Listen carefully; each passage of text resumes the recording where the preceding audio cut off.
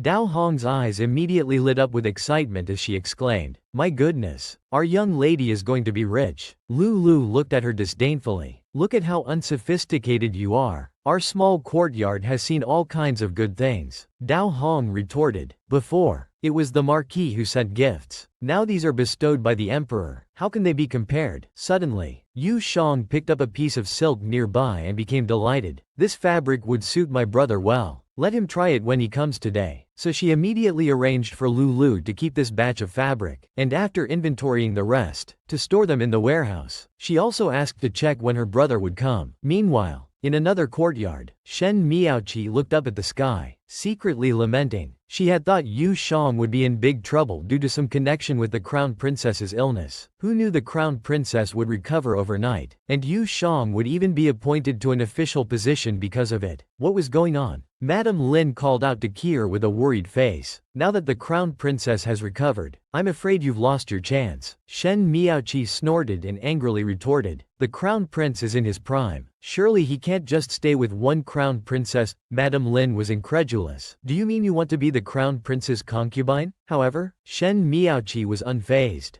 Being the crown prince's concubine is different from being a concubine in other families. When the crown prince ascends the throne, I will be an imperial consort. How could a noble lady compare? I've made up my mind. No matter what, I must marry the crown prince. After hearing this, Madame Lin's eyes became unfocused, and her whole body trembled. Yu Zhang's dependence and possessiveness towards Yu Pinion had already seeped into her bones. Even when night fell, she couldn't wait to see Yu Pinion. When Lulu pushed open the door and entered her room, she even thought it was Yu Pinion coming to see her, so she called out, brother, without hesitation. But when she turned her head, she realized it was Lulu. Still, she didn't forget to ask, where's my brother? Lulu explained. The Marquis said he's still busy with the crown princess's case. He won't be coming today. He told the young lady to rest early. Yu Jang felt sad inside. Is it because of what I said yesterday that he's not coming to see me? Maybe he's really busy. So she said with a dejected face. Then we won't wait today. You may serve me and then leave. Lulu agreed but couldn't help sighing deeply. The Marquis has finally realized he shouldn't have improper thoughts about the young lady and is purposely staying away. But now the young lady is unhappy. It's really troublesome. The next day, Yu Jang asked her again. Lulu promptly replied. The Marquis said he's still busy with the Crown Princess's case. Yu Jang was speechless. On the third day, Lulu continued to report, but before she could finish, Yu Jang interrupted her. I know, you don't need to say it. She was so angry that her teeth were grinding. In her heart, she thought, he promised to be siblings, but now he's acting like this. It's so annoying. Why can he come and go as he pleases? So she immediately called out to Lulu. Let's go. Push me to my brother's place. But when they arrived at Yu Pinyan's courtyard, they found someone was looking for Yu Pinyan. They overheard. Young master, my young lady will be waiting at the Shaanxi Pavilion by East Lake tomorrow. She has an important matter to discuss. Yu Jang peeked out with a puzzled face. Seeing the person's clothes, she immediately understood. It was a maid from the Chang family. Although the Chang family had 2 daughters, the eldest had already married, leaving only the pampered Chang Yafu. But her brother had said earlier that he wanted to break off the engagement with Chang Yafu. He shouldn't agree, right? But the next moment, Yu Pinyan agreed without hesitation.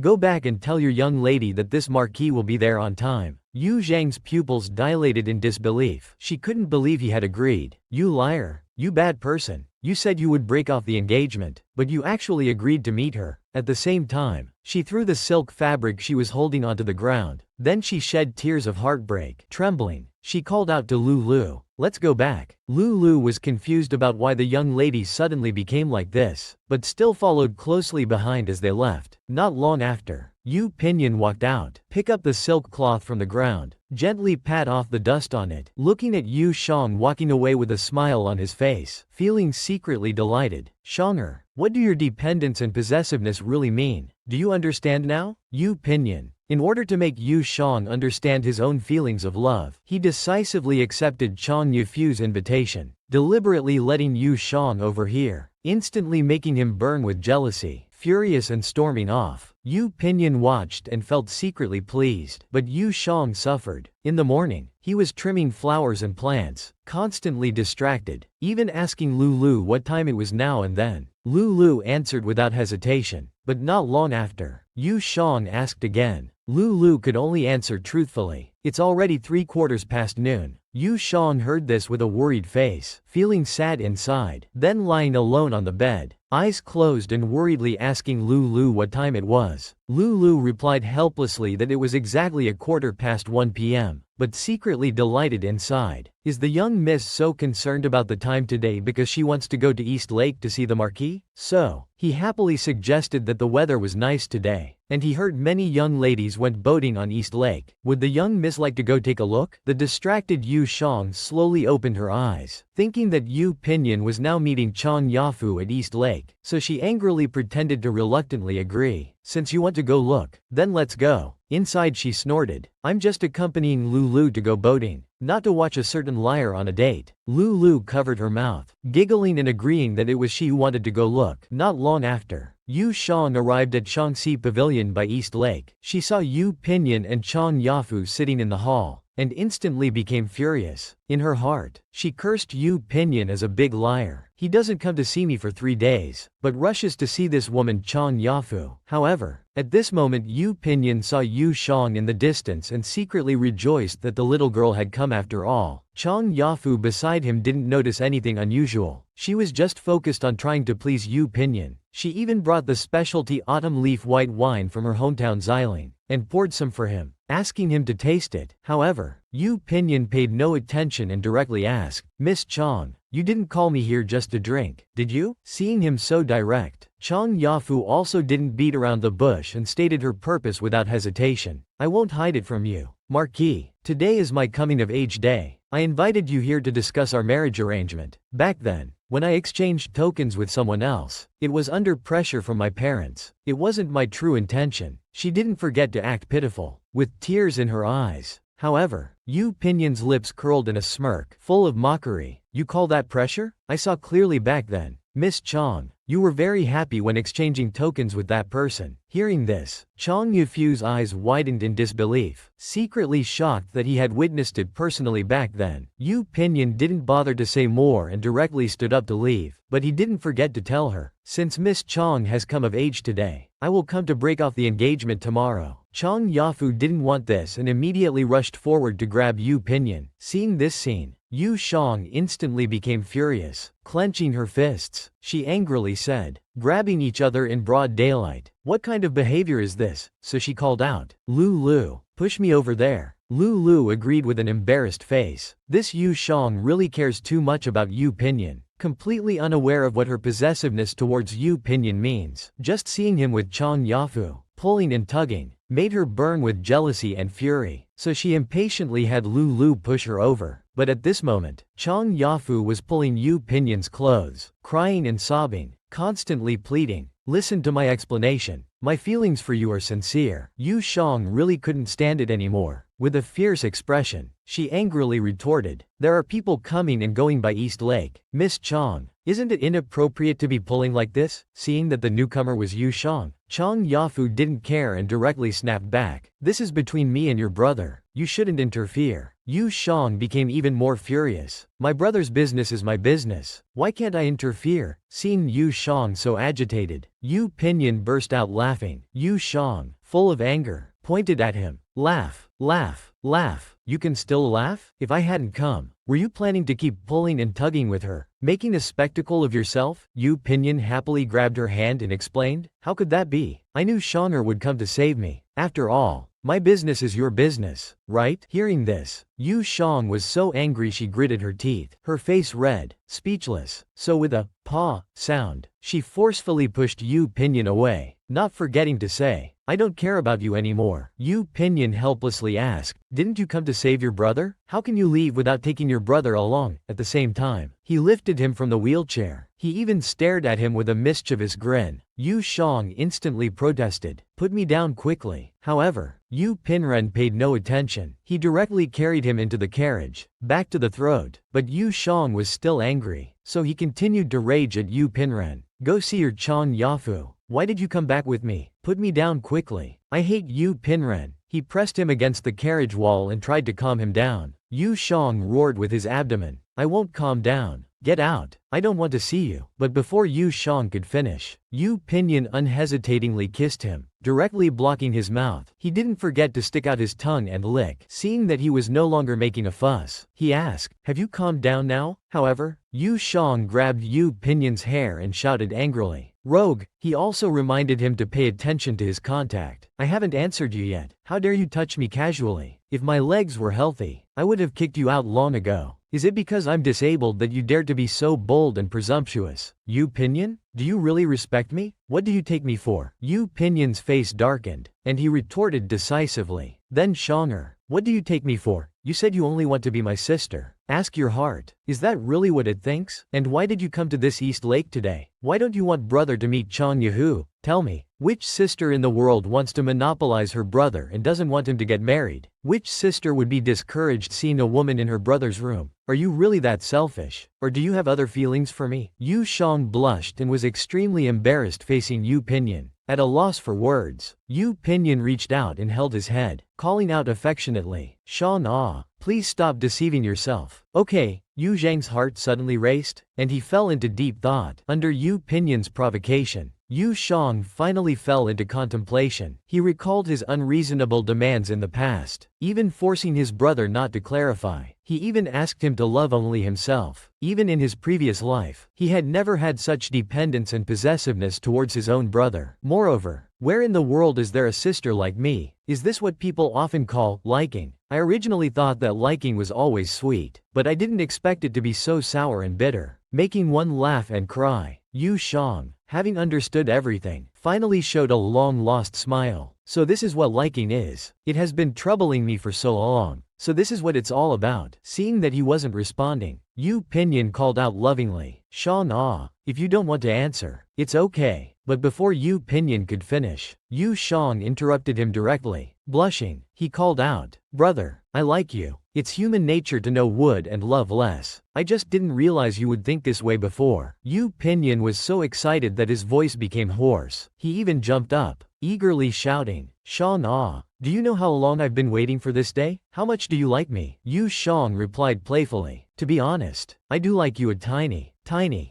bit." Yu Pinyin became even more excited. His face flushed as he shouted, "Enough, that's enough. Can I touch Shang now?" He was about to kiss him, but Yu Shang stopped him with his hand, telling him to wait. Then he expressed his inner concerns. "What do you plan to say to the ancestors? I can ignore other people's gossip, but not the ancestors. I don't want to make them sad." Yu Pinyin playfully assured, "Leave the ancestors to me." Yu Shang pushed Yu Pinyin, saying arrogantly, "Let me tell you, I'm very picky about men. I don't want men who only flirt but don't marry, who have no sense of responsibility. But if you marry me, you can only have me for life. No other concubines or servant girls are allowed." Yu Pinyin replied awkwardly, "Shanger, when have you ever seen brother with those concubines or servant girls?" Yu Shang immediately pretended to be a fierce tiger, scolding angrily, "Just because you don't have them now doesn't mean you won't in the future. I have to warn you first. If you dare to do anything to hurt me, you'll have to be punished obediently." Yu Pinyin stuck out his tongue, his eyes teary as he agreed, but he didn't forget to ask, "Does that mean if I do all these things, you'll be willing to marry me?" Yu Shang became even more arrogant. "It's not just these. You also have to love me, pamper me, respect me. You can't deceive me or lie to me, and you can't be fierce to me. These are all difficult. Did you hear clearly? If you can't do these things, I'd rather be alone for life than have you." Yu Pinyin comforted without hesitation,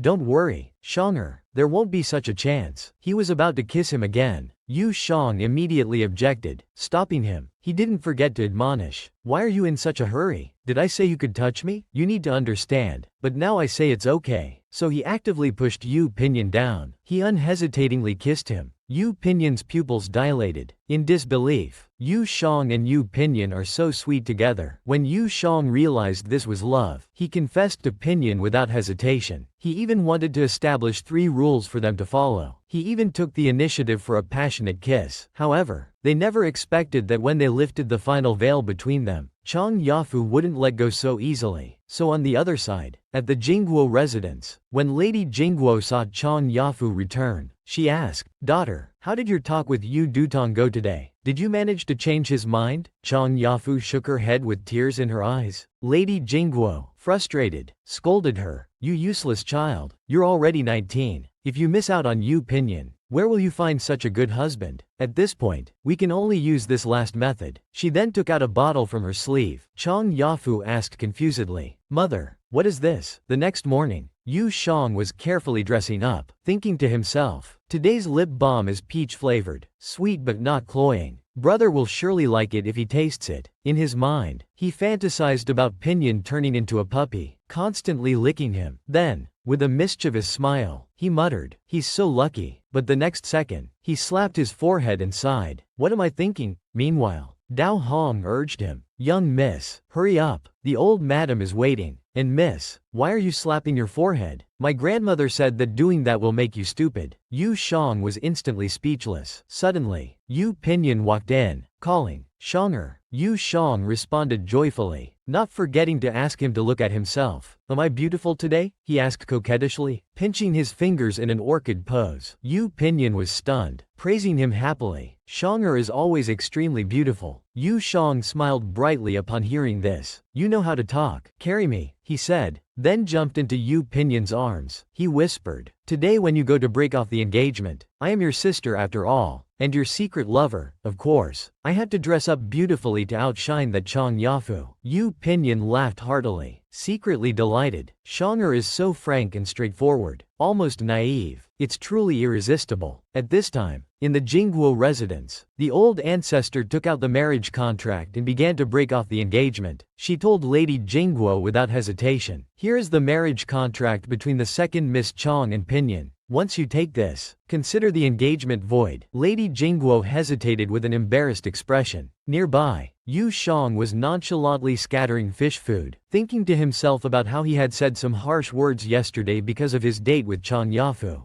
I should find a chance to apologize later. But the next second, he became confused. How did he know I would definitely go to East Lake to find him? Unless that night he knew I was there too. So he deliberately didn't come to see me for 3 days, even intentionally agreed to Chang Yufu's invitation, and purposely made me jealous. Understanding everything, Yu Shang snorted, cursing. Yu Pinyin is indeed a big liar. He didn't keep his promise. Just wait and see how I'll deal with you when I get back. At the same time, he angrily threw all the fish food into the water. The disabled sister finally understood. He had dressed up meticulously, radiating beauty, even prepared to outshine Chang Yafu, to support Yu Pinyin and save face. But he never expected that Yu Pinyin would deceive him, even set a trap for him. Understanding this, Yu Shang prepared to teach him a lesson. However, at this moment, Yu Pinyin was drinking and chatting with Duke Jin, but Duke Jin's intentions were not on the wine, to set a trap for Yu Pinyin. He admitted that the incident with the insects last time was indeed his son's fault. This cup is my apology, he said. He finished speaking and drained his cup in one go. But inwardly, his face was gloomy. This guy is indeed as rumored, fierce and unreasonable. If it weren't for Fuer, why would I bother to be so nice to someone so cold? Suddenly, Chang Yufu's maid rushed in, shouting, "It's not good." The third Miss Yu was feeding fish by the pond and somehow fell into the water. She's been rescued, but she's still unconscious. My lady asks you to come quickly and take a look. Upon hearing this, Yu Pinyin jumped up anxiously, shouting fiercely, "Where's Shanger? Quick, take me there." The maid nodded and agreed without hesitation. Soon, she led Yu Pinyin to Chang Yufu's room, telling him, "The third Miss Yu is in this room. My lady has called for a doctor who is currently examining the young miss." Yu Pinyin didn't hesitate and pushed the door open directly. But when he saw the room was empty, he was secretly puzzled. Where were Lady Jingguo and the doctor? But thinking of Yu Zhang's safety, he still walked in without hesitation, approaching the bed and calling out uncertainly, "Shanger?" At the same time, he lifted the bed curtain. Suddenly, Chang Yafu grabbed his clothes. She even pretended to be a green tea bitch, pitifully calling out, "Pinyan." Yu Pinyan's face instantly fell. He understood everything. This was a honey trap set for him, so he turned and left without paying any attention. His colleagues secretly exclaimed, "Yu Jin Kingdom people, how daring." However, Chang Yafu wouldn't let such an opportunity slip away. She cried and wailed, saying, "Pinyan, I was wrong. I truly know I was wrong. I'll give you anything you want. Please forgive me this time." But in her heart, she was thinking about her mother's instructions from the night before. This is Meiguxiang. Its scent can make people lose their minds with desire. You know what to do after mixing it into the incense. I don't need to teach you anymore, do I? Once you two have tasted it, he'll have to acknowledge the engagement whether he wants to or not. So she held onto Yu Pinyan tightly, passionately pleading, "Don't go. I think about you day and night." However, Yu Pinyan looked at her with disdain and said, "You think about me? I think you're more interested in the Yongle Marquis manor." Seeing that he remained unmoved, Chang Yafu immediately steeled her resolve. "I don't believe you can resist forever." She then directly tore her undershirt to shreds. Yu Pinyan couldn't bear to watch anymore. Filled with rage, he pulled her hair and scolded, "How could you do such a thing? Chang Yafu, you've truly opened my eyes." This Jin Kingdom Duchess was truly audacious. The whole family conspiring together to scheme against Yu Pinyan. They even went as far as selling their daughter's charms to marry into the Yongle Marquis manor, trapping Yu Pinyan in their plot. It truly opened her eyes. Suddenly, a maid outside called out, "Old Madam and third Miss Yu." Yu Pinyan instantly knew something was wrong. This was bad. Shanger was here. He had to leave quickly. He couldn't let Shanger misunderstand. However, how could Chang Yafu let him go? Whether she could become the Yongle Marquis's wife depended on this moment. So she held onto Yu Pinyan tightly, refusing to let go. At this moment, the old ancestor had already reached the door. Seeing such a scene, she cried out in shock. Yu Pinyan struggled to call out, "Old ancestor and Shanger." Not knowing how to explain, Yu Shang looked at him with a terrified expression. Filled with anger, she turned to leave. Yu Pinyan kept calling out, "Shanger," about to chase after her, but was stopped by the old ancestor, who called, "Yanner,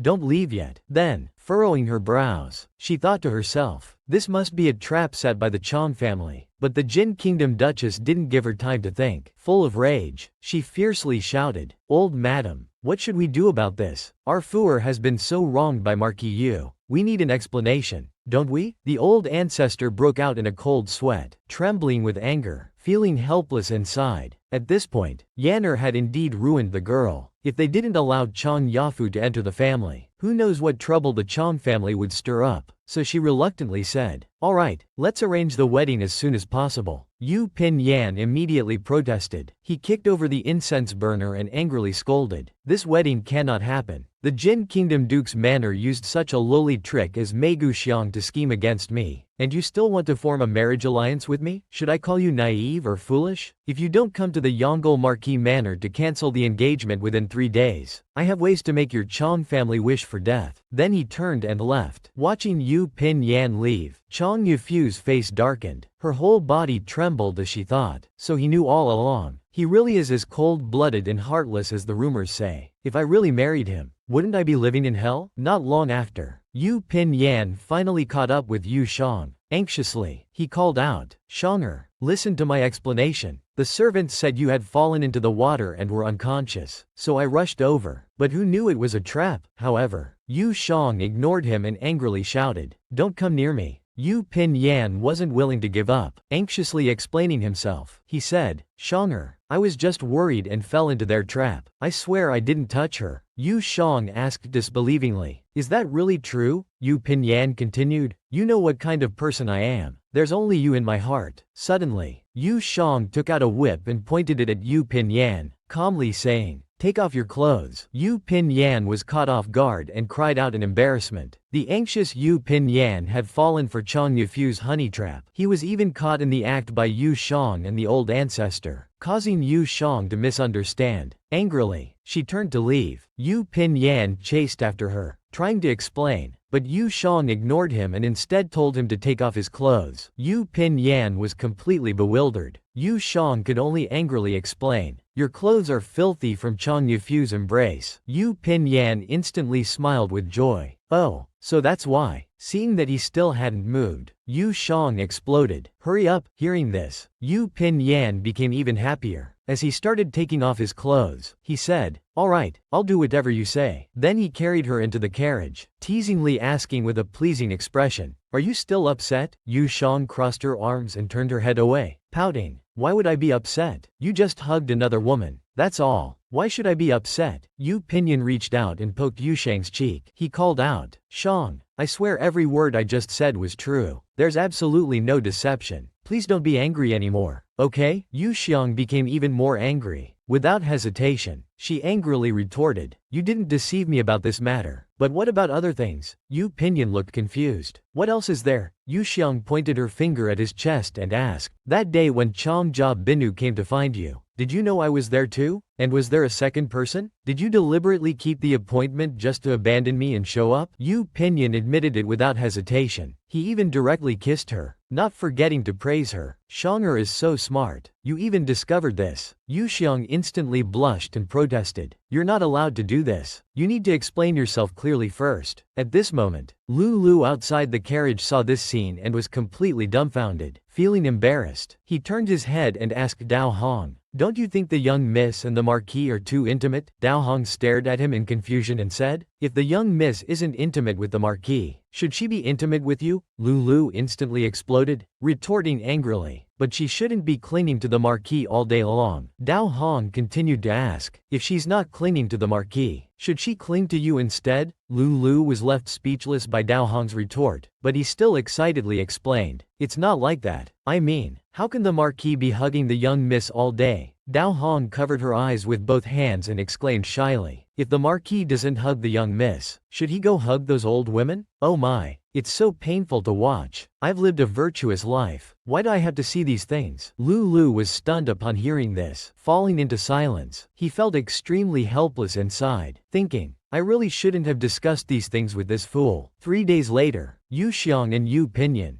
dressed in matching outfits, came to Zixiang Pavilion to admire jade vases. Suddenly, Yu Xiang asked discontentedly, "Today the Chang family is coming to break off the engagement. Why aren't you staying at home? Why are you out with me?" However, Yu Pinyan didn't mind at all. Instead, he said with a beaming smile, "The Chang family breaking off the engagement? With great-grandmother there? It's enough. Of course I should accompany my future wife." He leaned towards her face teasingly. Yu Xiang instantly protested, her face turning red as she raised her hand. She forcefully swatted away Yu Pinyan's teasing hand, saying, "Have you no shame? Who's your future wife?" This Yu Pinyan was really too bold. He was constantly thinking about taking advantage of Yu Xiang, wanting to stick to her all the time. He even planned to have a wedding ceremony on the spot, followed by a wedding night. But in broad daylight like this, how could Yu Xiang agree? She firmly rejected him. However, Yu Pinyan didn't care at all. He reached out and grabbed Yu Xiang's chin, calling out affectionately, "Xianger, do you know how adorable you are when you blush? It always makes me want to make you blush even more." After saying this, he kissed her without hesitation. They fell into a sweet moment. Yu Xiang's eyes instantly became hazy, and she was left gasping for air. But the next second, she forcefully pushed Yu Pinyan away, quietly questioning, "What are you doing? There are other people here." However, Yu Pinyan remained unmoved. "It doesn't matter. This is a corner. I'm blocking you. No one will see." He continued to kiss her. Suddenly, a guard walked in, calling out, "Commander." Yu Xiang's pupils dilated in shock. She angrily rebuked, "Aren't you going to do something?" With a loud paw sound, she forcefully pushed him away. Yu Pinyan laughed heartily with joy. The guard stood there awkwardly. Yu Xiang glared at him furiously, constantly wiping the saliva from the corner of her mouth. Inside, she thought, "It's so hot." The guard whispered in Yu Pinyan's ear. Yu Pinyan immediately agreed. Then he turned to tell Yu Xiang, "The emperor has some matters to attend to. I'm afraid I can't accompany you shopping. Feel free to choose whatever you like. I'll pay for it." Yu Xiang shyly replied, "It's okay. You should go quickly. Don't be late." Meanwhile, on the other side, the crown prince was holding a bronze item and asking a palace servant, "Tell me, what era is this bronze item from? Is it genuine or fake?" The servant bowed and said, "Your Highness, this lowly servant's knowledge is limited. I really can't tell. Why don't I call the shopkeeper to help you take a look?" The crown prince instantly disagreed. He thought, if he wants to sell this bronze incense burner, how could he tell you the truth? Just then, Yu Miaoqi happened to pass by. He was delighted, thinking, "I didn't expect the crown prince to be here too. This is truly heaven sent." So he walked out without hesitation to help the crown prince. This bronze incense burner is genuine. Moreover, it's an imperial item from the Great Shah period. If you're interested, Your Highness, it should be priced around 5,000 silver taels. The crown prince became intrigued. This prince would like to hear more details. Yu Miaoqi promptly explained. The imperial items of Great Shah paid great attention to decorative patterns. For example, the pattern on this one is very unique. In his heart, he thought, the Shen family started by grave robbing. I've stayed with the Shen family for so many years. I've never misjudged an antique. And with my looks and talents, I don't believe I can't win over a mere crown prince. The position of side consort is within reach. Meanwhile, on the other side, Yu Xiang was looking in the mirror, admiring her appearance adorned with jewelry. She was truly radiant. However, little did she know that in this moment of tranquility, an angry roar came, shouting, "Bastard daughter of Yu, go to hell." At the same time, an egg smashed onto Yu Zhang's forehead, leaving her incredulous and screaming in shock. Meanwhile, the figure of a shrew appeared at the door. She continued to scream that Yu Pinyan killed innocent people and harmed loyal subjects, and would eventually face retribution. "Today I'll carry out heaven's will and perish together with you, you spawn of evil." As she said this, she charged forward, ready to tear Yu Xiang to pieces. The disabled sister was actually being ambushed. She was even prepared to fight to the death and tear her apart. However, Yu Xiang was not so easily bullied. Full of rage and looking fierce, she stretched out her hand and shouted angrily, "Someone come, seize this mad woman for me." The maids responded immediately and subdued her in no time. But the commotion was so great that it attracted the crown prince and Yu Miaoqi. At this moment, Yu Miaoqi was secretly delighted. It was like a pillow sent to someone who's sleepy. If she could handle this matter well, not only could she use Yu Zhang's embarrassment to highlight her own gentleness, but also show her capable side. It was truly killing two birds with one stone. So she pretended not to know the crown prince and said, "Young master, it seems my younger sister has encountered some trouble. This humble girl needs to go and assist. I'll go ahead first, if I may." But in the crown prince's eyes, he was indifferent. He thought to himself, "I've seen Yu Zhang's capabilities. How could a mere mad woman be difficult for her? Moreover, Yu has a blood feud with that mad woman's husband." Yu Miaoqi came in front of the shrew, pretending to be a peacemaker. With a pitiful face, she inquired, "Madam, please calm down. I am Yu Zhang's elder sister, Yu Miaoqi. If our Yu family has wronged you in any way, I'm willing to apologize to you. Let's make a big issue small, and a small issue nothing. We can resolve this privately. The shrew instantly became more confident, her anger rising to her face. With utter disdain, she sneered. What good could come from the Yu family? A young lady watching nearby was unwilling to let it go. She unhesitatingly spoke up for Yu Miaoqi. Madam, I see this young lady is gentle and accomplished. She will surely uphold justice for you. A nearby uncle immediately agreed. You've got such a sharp-tongued, troublesome sister. You must have really bad luck from your past 8 lifetimes. Upon hearing this, Yu Miaoqi was even more pleased inwardly. Now with Yu Shang as a foil, gaining a good reputation was as easy as turning over her palm, so she immediately went forward to help the shrew up, saying, Madam, why don't you come with me to the inner chamber? We can sit down and talk slowly. Suddenly, Yu Shang lashed out with a whip, striking Yu Miaoqi's arm. She angrily shouted, Get out of the way. Then, full of rage and looking fierce, she roared, You want to set me up? Don't you see the situation? Right now, I have no mood to play those scheming games with you. She's bullying me, which means she's bullying the Yu family. If I reconcile with her privately, won't the dirty water she splashed on the Yu family's doorstep be impossible to wash away? Moreover, if she harbors revenge and kills herself, others might think our Yu family silenced her, causing our brother to be implicated in a crime. So if we're going to talk, we'll talk right here. At the same time, she forcefully cracked the whip on the ground, making a thunderous sound. Then she shouted, Someone come. Bring that mad woman here. The young lady and uncle nearby whispered to each other. Hearing this young girl explain, It really is like that. Who would have thought the younger sister would be clearer-headed than the elder sister? At this moment, the crown prince's brows were furrowed, his face full of killing intent as he stared at her. Yu Miaoqi turned her head to look, and inwardly thought, This is bad. The crown prince's expression is off. He couldn't have believed this explanation, could he? The disabled sister truly lived up to being a brother-protecting fanatic. With a whip in hand, she fiercely protected her family. Without hesitation, she struck Yu Miaoqi, causing her to lose face completely. She then pressed the whip against the shrew's chin, fiercely questioning, Who are you? What deep grudge does our Yu family have with you? The shrew looked utterly disdainful. She mocked, Yu Pinyin killed my husband Shu Mao, and now you ask what deep grudge I have with you? Hearing this, Yu Shang burst into laughter. So you're Shu Mao's wife? You dare to say my brother kills the innocent and harms loyal subjects? What kind of loyal subject was your husband Shu Mao? In the 9th year of Chengkong, Shu Mao was on a spring outing in the countryside when he lusted after a farmer's daughter. He raped her and, to cover it up, killed her entire family of 7. In the 11th year of Chengkong, Shu Mao embezzled hundreds of thousands of taels of military funds, causing soldiers in 6 districts along the Yangtze River to have no money for winter clothing. Over 10,000 froze to death that year. Not to mention last month when he instigated his own sister to use witchcraft to harm the crown princess and the emperor. How dare you use the words, loyal subject, to describe such a beast? The mad woman listened with tears in her eyes. Terrified, she screamed, No, my husband wasn't that kind of person. Yu Shang took the whip and tapped her face with it, mocking disdainfully. It's not a problem to encounter a scumbag. The problem is treating a scumbag like a treasure. Then she raised the whip and shouted angrily, Everyone, my brother indeed kills many, but he has never killed an innocent person, nor has he ever framed any loyal subject. I, Yu Shang, make this statement here. If anyone thinks my brother has committed even one wrongful case, then throw an egg at my head. Hit me hard. I'll sit here and wait. The lady nearby started trembling. Who would dare to throw stones? Yu Pinyin was executing people under imperial orders. The emperor said this person was guilty, so who would dare to say otherwise? Bystanders immediately chimed in, saying, That's right. If someone throws stones today, it would be showing resentment towards the emperor. Who knows how they might be dealt with later? At this moment, the commotion in the hall also drew the emperor over. Yu Pinyin and Shen Yuanqi were attending to him by his side. At this time, Yu Pinyin was secretly delighted. Truly worthy of being my good hometown. No matter how others criticize me, you always remain loyal to me. With deep pride, I don't know how to repay you. However, Shen Yuanqi's face was full of worry, silently lamenting, The once pampered sister is spreading rumors everywhere to get my attention. while my blood-related sister doesn't even know of my existence. Is this fate? The emperor heard Yu Jang's account and tapped his fan against his palm. He laughed heartily and praised. Although Xiong'er is not beautiful in appearance, her character and demeanor are incomparable. Her words are more powerful than thousands of troops. Having such a virtuous younger sister, you must cherish her well. Yu Pinyin clasped his hands and was about to call out, "Your Majesty," to explain, but the emperor immediately stopped him with his fan. "I told you to call me Master Huang when we're outside. Xiong'er has already handled this matter quite well. Let's go downstairs to wrap things up." Just as Yu Xiong was about to call someone to take the mad woman away, she noticed the emperor's arrival. She almost called out. This Yu Zhang's fierce protection of her brother encountered the current emperor in disguise. She almost cried out in surprise, but in the next second, she changed her tone. Full of joy, she greeted Master Huang and asked, "Are you here to buy mercury mirrors too?" The emperor replied with a face full of approval. "This time I've ordered 2 for little Jor and my wife. Does Xiong'er like them? If you do, I'll buy one for you too." Yu Xiong smiled so much her eyes almost disappeared, but she unhesitatingly expressed, "It would be disrespectful to refuse an elder's gift. Xiong'er will gratefully accept." The emperor was even more pleased. "You're quite straightforward. Girl, why is your hair in such a state? Quickly go to the back courtyard with your brother to clean up. Leave this to me." Yu Pinyin immediately picked up Yu Xiong and said, "Master Huang, then I'll take Miss Shen down first." The emperor agreed. Shen Yuanqi felt even more saddened. Yu Duding was indeed as ambiguous as rumored, but this is clearly my sister. She was just mistakenly taken by Yu Fu, and even left behind Yu Miaoqi. Such a deadly disaster. If we were to argue about it, it should be the Yu family who owes the Shen family. Yu Pinyin carried Yu Xiong into a room in the inner courtyard, asking with concern, "Does it hurt?" However, Yu Xiong didn't seem to mind. "How could I be so delicate? It was just an egg thrown at me. What's there to hurt about?" But before she could finish her bravado, she cried out in pain. Yu Pinyin massaged her head while teasingly scolding. "She just lied about not being in pain. What a little liar. This swelling needs to be massaged out. Otherwise it will stay for days." Suddenly, Lulu entered with a basin, calling out, "Miss, who hit you? Let me help you wash your hair." Yu Pinyin immediately said, "Just leave it there. I'll wash Xiong'er's hair." Yu Xiong heard this and asked puzzledly, "Brother, since when did you know how to serve someone by washing their hair?" Yu Pinyin's lips curled into a smile. "Don't you know? Of course, it's since I met you." At the same time, he poked her nose with his finger. Yu Zhang's face instantly turned red, and she shyly turned her head away. Inwardly, she was speechless. Damn it, what kind of cheat code did this man unlock after falling in love? Why is he so good at flirting? Wait, why am I blushing? Thinking you can win me over with just a few words? Don't I have any self-respect? If you don't wash my hair well, I'll make fun of you." She couldn't help but let out a small huff. Suddenly, Yu Pinyin said with a mischievous smile, "What if I wash it well? Will Xiong'er give me a reward?" Yu Xiong immediately covered her mouth, her face full of disbelief. "How did you know what I was thinking? Did I say it out loud?" However, Yu Pinyin didn't seem surprised. "Do I need to say it? I know all your little tricks. So, what about the reward?" Yu Xiong pointed at Yu Pinyin. "You want a reward? That depends on your performance." So Yu Pinyin diligently started washing, continuously pouring water for her. He even gave her a massage. Yu Xiong was so pleased that she praised, "The Marquise's skills are really good. This Xiong Jun will definitely reward you well later." This Yu Xiong and Yu Pinyin are truly sweet and loving, their hearts in perfect sync. Just a glance or a gesture is enough for them to understand each other's thoughts, so they trust each other without reservation, even willing to give everything for each other. Yu Pinyin unhesitatingly cleaned the dirt for her. He even massaged and washed her hair, making Yu Xiong enjoy it immensely. She must reward him well later. Hearing this, Yu Pinyin immediately grinned mischievously. He teased, "If it's just an ordinary reward, it won't catch this Marquise's eye." Yu Xiong directly reached out her finger and beckoned, "Come here. Lower your head a bit." Yu Pinyin obediently complied. Suddenly, he grabbed Yu Pinyin's whip and pulled it down forcefully. Then he directly embraced Yu Pinlian's head and kissed her without hesitation. They were immersed in sweetness, breathing heavily. After the kiss, Yu Xiong stared at him with wide eyes, teasing flirtatiously, "Is this reward satisfactory, Marquis?" Yu Pinlian grabbed Yu Zhang's shoulders, expressing his satisfaction. "It's satisfying, but it seems a bit short. We should do it again." So he kissed her more passionately. Yu Xiong immediately protested, "Don't get my clothes wet." Meanwhile, in the main hall, Yu Miaoqi nervously clutched the curtains, watching the emperor. At this moment, the emperor spoke expressionlessly to the shrew. If you harbor such resentment towards the investigators, how much more must you hate the one who gave the order? It seems I shouldn't have pardoned you Shu clan remnants. Guards, take this shrew away, Lu Fang ordered.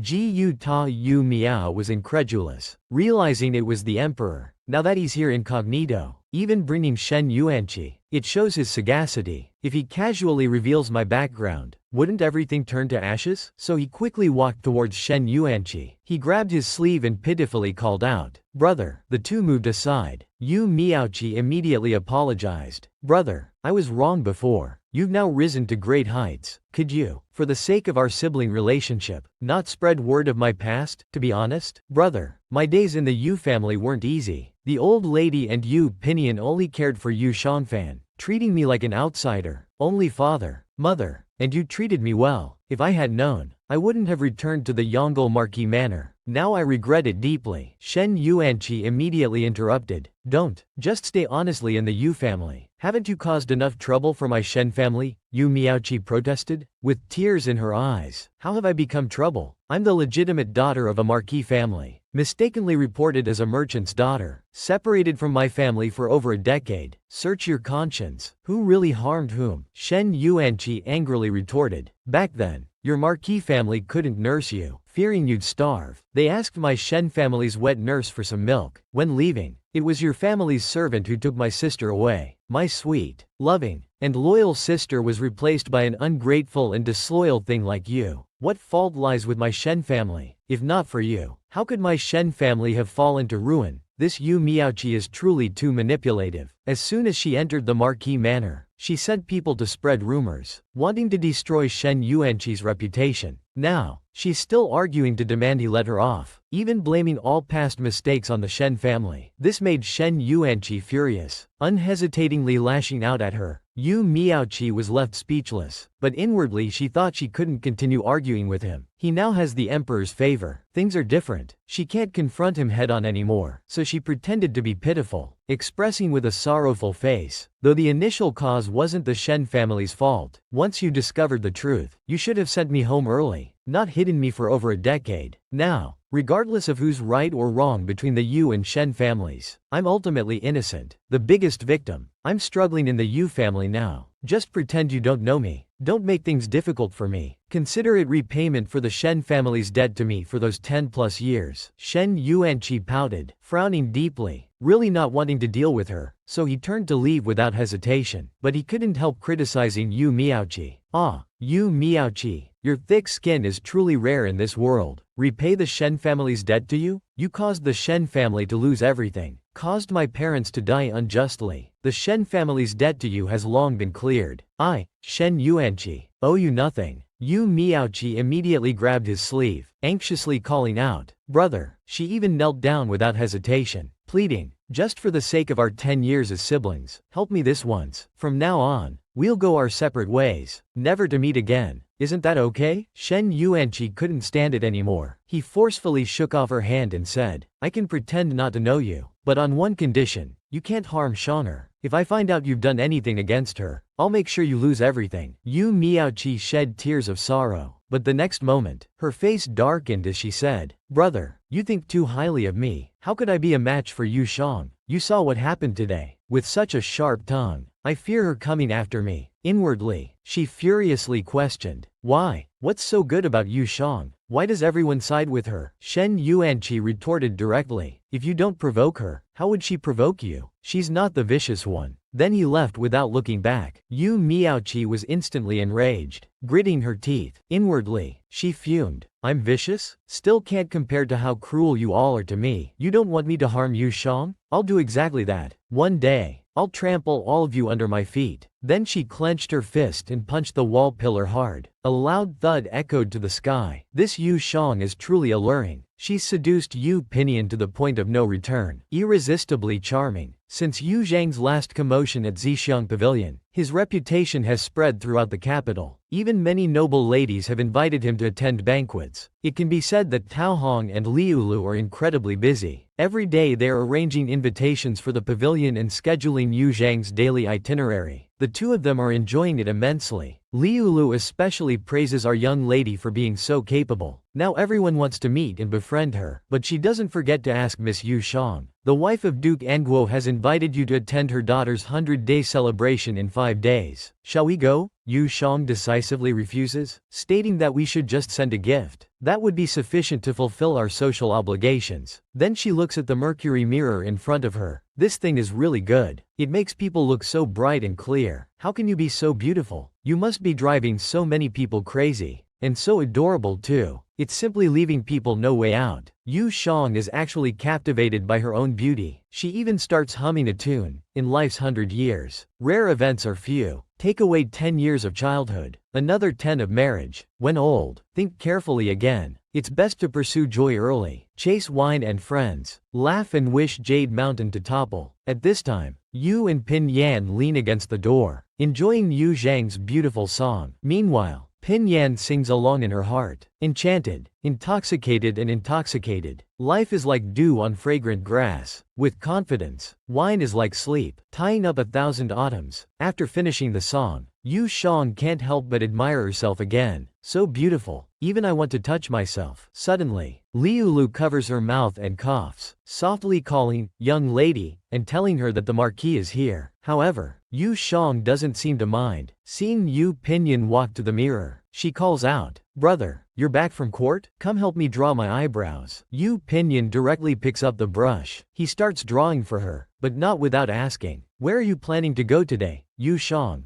with her eyes tightly closed, replies, "Today is General Fan's wife's birthday. She invited me to go. I thought since General Fan is always close to you, there's no need to avoid anything, so I accepted." Suddenly she opens her eyes. With a nervous face, she calls out, "Brother, I'm only staying in the inner courtyard today. I'm not going anywhere. I won't see any men outside. You better not remove the makeup I've worked so hard to put on." Yu Pinyin is displeased. "Does your brother seem so petty in your eyes?" Yu Shang pouts and mumbles in agreement. Yu Pinyin instantly becomes unhappy. He calmly questions, "Am I petty?" Yu Shang, with an embarrassed face, says, "How could that be? My brother is magnanimous, imposing, brave, and unparalleled throughout history, the most generous of all." Yu Pinyin is stunned by the praise, unable to listen anymore. "You don't even put your heart into complimenting people." He raises his hand and flicks Yu Zhang's forehead with a paw sound. She cries out in pain. Yu Shang complains unhappily, "Brother, you flicked my forehead again." Then Yu Shang turns her head and shyly asks, "Brother, we look so alike, don't we? Is this what they call a married couple's resemblance?" The sister with disabled legs turns out to be a narcissist, but her beauty is truly captivating, leaving Yu Pinyin mesmerized. Even hearing Yu Shang say they have a married couple's resemblance instantly excites Yu Pinyin, so he asks without hesitation, "Shanger, does this mean you agree to marry me?" Yu Shang immediately pushes him away forcefully, expressing her displeasure. "You've barely been pursuing me for a few days, and you already want to marry me? You're dreaming. Just help me apply my beauty mark quickly." Yu Pinyin picks up the beauty mark and starts applying it without hesitation. But seeing her exquisite face, Yu Pinyin suddenly loses control. Heat rises, his face flushes red, and he can't help but think, in front of Shanger, "I really lose all self-control. She's going out later. I shouldn't tease her anymore." After Yu Pinyin finishes applying, he's about to wipe his fingers when Yu Shang stops him. She grabs his hand and puts it in her mouth. She sticks out her tongue and licks it, not forgetting to give Yu Pinyin a seductive look. "Isn't it clean now?" Yu Pinyin is instantly overcome with desire. Panting, he tilts Yu Zhang's chin up, calling out in ecstasy, "Shang, do you know the consequences of doing this?" Suddenly, Yu Shang exclaims excitedly, "I just remembered. I'm about to be late. Tao Hong, Liulu, come quickly and push me to the front courtyard." Tao Hong and Liulu respond immediately, quickly pushing her away. However, Yu Pinyin sticks out his tongue, licking his own fingers, his face full of intoxication. In his heart, he thinks, "I'll let you off the hook today." Not long after, Yu Shang arrived at General Fan's mansion. With a mischievous smile on her face, she said, "Luckily I'm quick-witted and ran fast. Otherwise, I would have been kissed breathless again." Meanwhile, not far from Yu Shang, many young ladies were gossiping with Chang Yafu. They criticized Yu Shang for being immoral, saying she had scolded her future sister-in-law so harshly that she almost committed suicide. They wondered what else she was capable of doing. Moreover, they said that since Sister Yafu was so delicate, if she didn't take the initiative to break off the engagement, she might be eaten alive without leaving a trace. Upon hearing this, Yu Shang became furious instantly. "You, Chang Yafu, using me as a stepping stone for your own gain. You're really something, since you're so ruthless. Don't blame me for being unkind." At this moment, Chang Yafu pretended to look pitiful. Yu Miyake immediately came forward to comfort her. "Sister Fuer, are you alright? I'm so sorry about what Shanger did earlier." Yu Shang couldn't bear it anymore. She took out her whip and struck the ground forcefully. With a fierce expression, she angrily demanded, "Now tell me clearly, how did I wrong her?" This Chang Yafu was really dishonest. It was bad enough that she spoke ill of Yu Shang behind her back, but she also twisted the facts and distorted the truth. Yu Miyake immediately seized this opportunity. She hypocritically apologized to Chang Yafu, blaming everything on Yu Shang. However, they never expected that Yu Shang was right behind them. Hearing everything clearly, this instantly made Yu Shang furious and enraged. She angrily questioned them, "Tell me clearly, how did I wrong her?" The two were immediately intimidated by Yu Zhang's domineering presence. They were so embarrassed and trembling that they couldn't speak. A young lady nearby couldn't stand it anymore. She immediately shouted, "Miyake," with a displeased face, complained, "You and Yu Shang are sisters from the same parents. Why are you so well-mannered and gentle, while Yu Shang is so arrogant and ill-tempered?" Another noble young lady immediately chimed in, "That old lady Yu still says you lack discipline. I think she must be going blind." After saying this, she stood in front of Chang Yafu. She angrily scolded Yu Shang, "Haven't you hurt Fuer enough? Heaven sees what people do. Be careful of retribution. You're not welcome here. Get lost." The pitiful-looking Chang Yafu pulled her sleeve and retreated, saying, "Let's forget it. She's young and doesn't know better. Let's go." But the young lady wouldn't let it go. "Why should we leave? It's not us who can't show our faces. Some people, the more you fear them, the more they'll bully you." At this point, Yu Shang laughed from anger. With a mocking face, she called out, "Chang Ya, I didn't want to talk about what you did to my brother, but now that you're forcing me, don't blame me for being ruthless." Chang Yufu's pupils suddenly widened, and she started trembling, but she still didn't forget to threaten Yu Shang.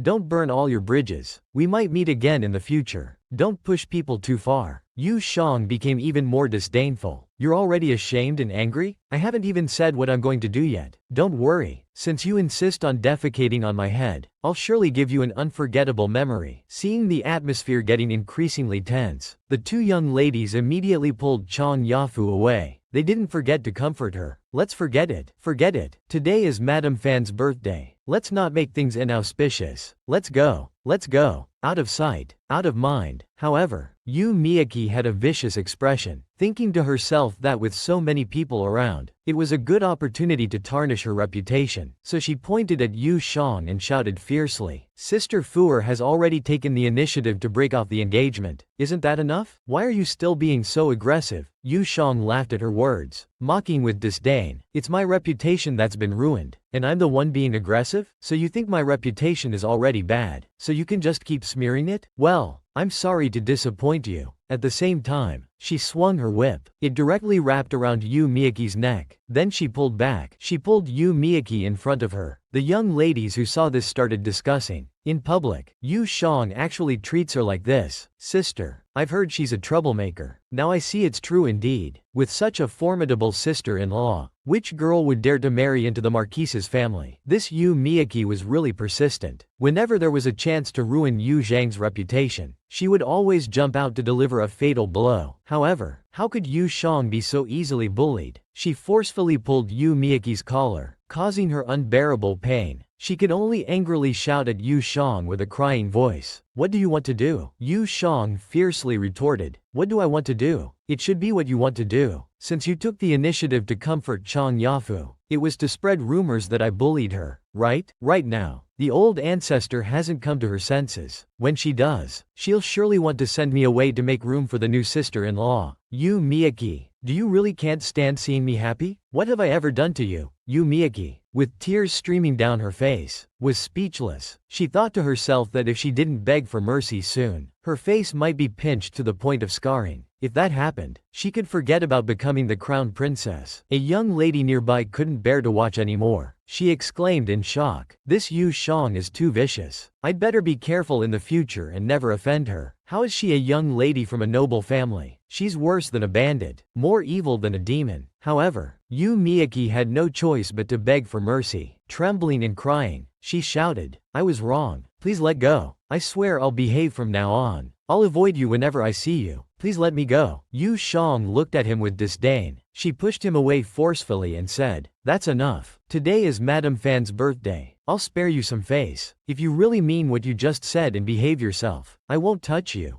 Dao Hong, Lu, let's go. After Yu Jang left, the ladies sighed and started discussing. This Yu Miaoqi is really pitiful. Not only has she been away from home for 14 years, but now she's also being bullied by Yu Jang like this. I don't know how she's endured it all. At this moment, Yu Miaoqi was completely humiliated. She was so angry that she gritted her teeth, her whole body trembling. She silently vowed, "Yu Jang, just you wait." Meanwhile, Chang Yafu sat in the carriage on the way back. She wiped the tears from her eyes and fearfully asked her mother, "If Yu Jang reveals the truth about my broken engagement, what should I do? I finally arranged a marriage with Yu Cheng's second son. I can't lose it again." The Jingguo Duchess scolded her daughter. "What are you panicking about? Crying like this? What kind of image is that? I've already sealed off the news about that day. Few people know about it. Besides, Yu Jang has always had a bad reputation. Even if she tells the truth, who would believe her?" Chang Yafu instantly turned from sorrow to joy. "Mother, you're right. Yu Jang is only good at arguing. Even if she says something, probably no one will believe her. Mother, you're so clever." The Jingguo Duchess looked disdainful and mocked. The Yu family just spoils her, letting her get away with everything. When she can't bully Pinlian in the future, they'll regret it. Tang Yafu agreed with a hateful expression. Yu Pinlian is already 20 this year, and he doesn't have anyone to warm his bed. Let's see how long he can endure. Between a woman and his sister, he'll have to choose eventually. The Jingguo Duchess's lips curled into a smirk. She sneered inwardly. No matter how he chooses, it'll be another good show of chaos. We just need to sit back and watch. This Yu Jang is truly a gentleman. She always gets revenge, never letting it pass overnight. You, Chang Yafu, actually want to twist the truth and ruin my reputation. Then I'll use your own methods against you. So Yu Jang led her guests, carrying 7 or 8 large boxes, and placed them in front of the Jingguo mansion. She sent Dao Hong and Lulu to knock on the door. However, the Jingguo Duke ignored them completely, not even daring to open the door. Lulu was worried, but Yu Jang was fearless. It's better if they don't show up. So she took a vase from one of the boxes and threw it to Dao Hong, instructing, "Smash it against the door. After one is broken, there's more. Don't worry, smash them all." Dao Hong's eyes immediately lit up with excitement. "I love this kind of rough work. Miss, can I really smash them?" Yu Jang waved her arm excitedly, ordering, "Smash them. 1 tael of silver for each one smashed. Smash them all." Everyone instantly felt a surge of enthusiasm and threw without hesitation. The sound of breaking porcelain echoed as they hit the Jingguo mansion's main gate. Lulu suddenly had a bad feeling. She pulled a servant and shouted, "Quickly go to the Dragon Scale Guard's office and find the Marquis. Tell him the young miss is causing trouble again. She might even fight with the Jingguo mansion." However, the servant was unconcerned. "So what if they fight?" Lulu was exasperated. She yelled angrily, "Are you stupid? There are too many people here. If the young miss gets hurt by accident, we'll all be waiting for the Marquis to kill us with one blow." The servant was suddenly dumbfounded, realizing, "Oh, you're right. I'll go right away." As he left, Yu Jang shouted, "Chang Yafu, listen up. You were the one with improper behavior and got your engagement cancelled. Don't try to pin it on me. That habit of yours, always taking off your clothes, needs to be cured quickly. The red birthmark on your left chest almost blinded me." The onlookers started discussing after hearing this. Could it be that the second Miss Chang tried to seduce the commander and got her engagement cancelled? Don't listen to her nonsense. The Yongle Marquise's manor and Jingguo mansion have been on bad terms since the engagement was called off. Maybe the third Miss Yu is just trying to smear the Jingguo mansion's reputation. But if she hadn't seen it with her own eyes, how would she know the exact location of the birthmark? At this moment, Chang Yafu was returning in her carriage. Hearing the discussions outside, her face darkened, and her whole body trembled. "It's you again, Yu Jang. Even if no one believes it now, I can't hold my head up in this capital anymore. Yu Shang turned her head to check and noticed the Chong family's carriage. She sneered inwardly. I didn't expect the person in question to be here. So she shouted again. Tang Yafu. I showed mercy today by not exposing all your secrets. You'd better quit while you're ahead. If you hang yourself, it won't be because of my insults, but because you can't face people anymore. The onlookers immediately looked towards the carriage and continued discussing. So the second Miss Chong is here. Why doesn't she come out to defend herself? Why bother asking? She's obviously too ashamed to show her face. And that third Miss Yu's mouth is really something. A few words, and she's insulted someone to the point of wanting to die. Then a few more words, and she's blocked off the path to suicide. Isn't that something? Indeed, I'd say it's better to offend Commander Yu than to offend this third Miss Yu. At this moment, Yu Shang tapped on her wheelchair, inwardly sneering. This is what happens when you offend me. Suddenly, the sound of running footsteps was heard, followed by an angry shout. Don't you dare speak ill of my sister. You bitch. I'll kill you. At the same time, Chong Yufu's brother charged at Yu Shang with a sword. This Yu Shang, she really is sharp-tongued. With just a few simple sentences, she had pushed Chong Yafu to the brink of despair, making her feel like she could never show her face in public again. But the lingering fragrance also brought fatal disaster. Chong Yafu's brother Nagasaki raised his sword and slashed at him. At this critical moment, suddenly, there was a clang and the long sword broke. Yu Pinyin picked up Yu Shang and quickly dodged. He anxiously shouted with concern for Shanger. Are you hurt? Yu Shang immediately replied. I'm fine, brother. I'm perfectly alright. Yu Pinyin put him back in the carriage. With an annoyed face, he pointed out that he had almost been stabbed earlier. Stay in the carriage. Alright, I'll deal with you later. Yu Shang could only obediently comply, like a docile little lamb. When Yu Pinyin returned to the entrance of the Chong mansion,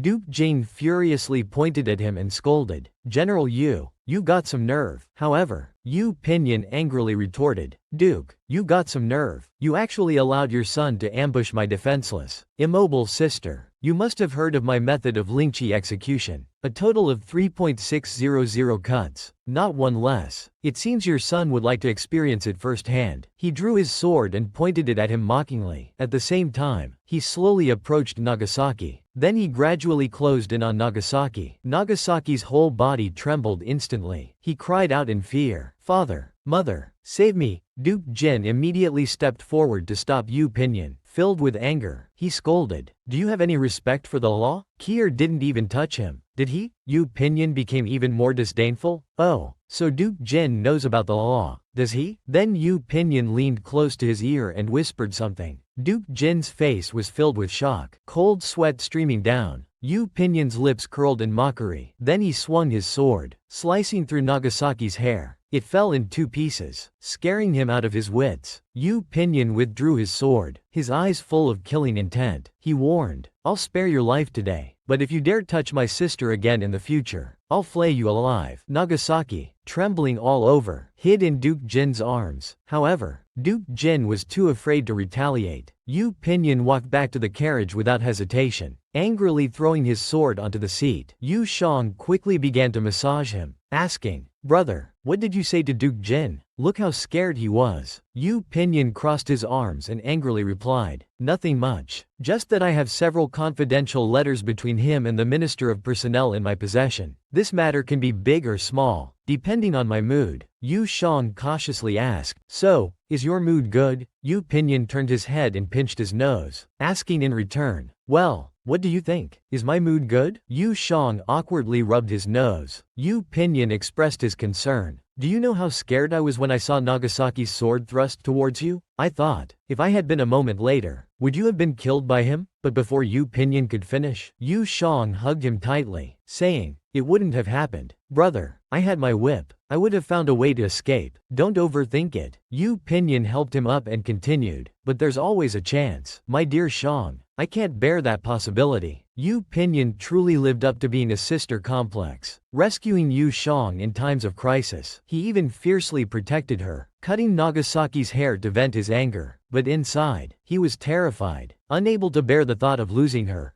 Yu Shang hugged him affectionately. At this moment, his heart was full of pain and pity. He never thought an accident would scare him so much. So he kissed Yu Pinyin tenderly to comfort him, and called out, "Brother, no one can predict the future, but we have the present, don't we?" Yu Pinyin gently stroked his forehead, fully agreeing. "Shanger is right, I overthought it, but in the future, if anyone comes looking for trouble, tell me first. Understood?" He lightly pinched his neck. Yu Shang didn't like it and pushed his hand away, saying he understood. "Next time, I'll tell you in advance." Inwardly, he thought, so this is how it feels to have your cheeks pinched. It's really unpleasant. Yu Pinyin warned. Before the attack, you stay at home obediently. Don't go anywhere. Yu Shang, with tears in his eyes, reluctantly agreed. A few days later, the maids in the Marquise's mansion were gossiping. That Chong family's second young lady, despite being from a noble family, did such a degrading thing. I heard she was finally engaged, but because of this incident, the engagement was called off. If it were me, I wouldn't have the face to stay in the capital. So, didn't she get sent back to her hometown in the countryside a few days ago? But before she could finish, Yu Shang suddenly walked by. Everyone immediately lowered their heads and greeted him. However, Yu Shang paid no attention. "Carry on with your work." The maids dispersed. Liu Lu, seeing the departing maids, complained disdainfully, "I don't know how the second young lady manages the household, allowing the servants to be so lax." However, Yu Shang remained unmoved. How she manages her household is her business. It's not for us to worry about. At this moment, the old ancestor called out to Mother in the courtyard. She immediately expressed that it was almost time for Kier's coming-of-age ceremony. The daughter-in-law wanted to make it grand. However, the old ancestor mockingly retorted, "How grand do you want it to be? With the current political situation, who can you invite? Tell me." Madame Lin was instantly speechless. Even Yu Miaoqi couldn't help but criticize internally. How useless. After so many years in the capital, not a single connection. Suddenly, Yu Shang walked in and called out to the old ancestor. The old ancestor immediately stood up happily. "My dear Shanger has come." Yu Shang approached the old ancestor and handed over a note. "This is the guest list for my coming-of-age ceremony. Since my mouth is inconvenient, I thought it best to simplify the process. To avoid troubling myself and others, please check if there are any omissions." After the old ancestor looked at it, she exclaimed in delight, "You've already persuaded the crown princess to be your witness? That's wonderful." However, Yu Miaoqi standing nearby was extremely displeased, complaining internally, "Who does she think she is? How could she invite the crown princess? But if I mingle with her during the ceremony, who could tell if the crown princess is her witness or mine?" This Yu Miaoqi is truly ungrateful. No connections, no influence, yet wants to hold a grand coming-of-age ceremony, even complaining about Madame Lin's incompetence. She's jealous of Yu Zhang's guest list and wants to mix in to muddy the waters. However, the old ancestor ignored her and worriedly asked Yu Shang, "Is it appropriate to have the ninth princess as your witness? She'll have to kneel for an hour. I'm afraid she won't be able to endure it." Yu Shang replied helplessly, "I didn't ask her to come. She insisted on being the witness. She just wants to have fun." The old ancestor, no longer worried, handed the note back without hesitation, saying, "I think this simplified process is quite good. Let's do it this way. Our Yongle Marquis manor doesn't need to be as grand as others. It might be inappropriate." But before Yu Shang could take the note, Yu Miaoqi snatched it away. With a mischievous smile, she said, "Don't worry, sister, as I'm managing the household now, and our ceremonies are on the same day, I'll do my best to organize it. I guarantee you'll be satisfied." Yu Shang was secretly furious, thinking, "I've heard of freeloading, but never of piggybacking on someone else's coming-of-age ceremony." However, Yu Miaoqi was unfazed and started to retort, "You can't say that." But before she could finish, Yu Shang forcefully pinched her buttocks. She warned, "This is my only coming-of-age ceremony. If you mess it up, be prepared to lose your skin." Yu Miaoqi trembled in pain, grimacing. Even the old ancestor couldn't bear to watch, so she waved her hand and said, "If you want to organize it, do it well. It's a once-in-a-lifetime event. If you mess it up, Yu Miaoqi, you'll be the one suffering." Yu Miaoqi agreed. Then she touched her back, breaking out in a cold sweat as she left. Soon, the day of the coming-of-age ceremony arrived. Yu Shang carefully groomed herself, constantly changing different lipsticks to match her outfit. Suddenly, Lulu called out, "Miss, try this orange one. It has some malt sugar in it. It's very sweet and I've already applied some."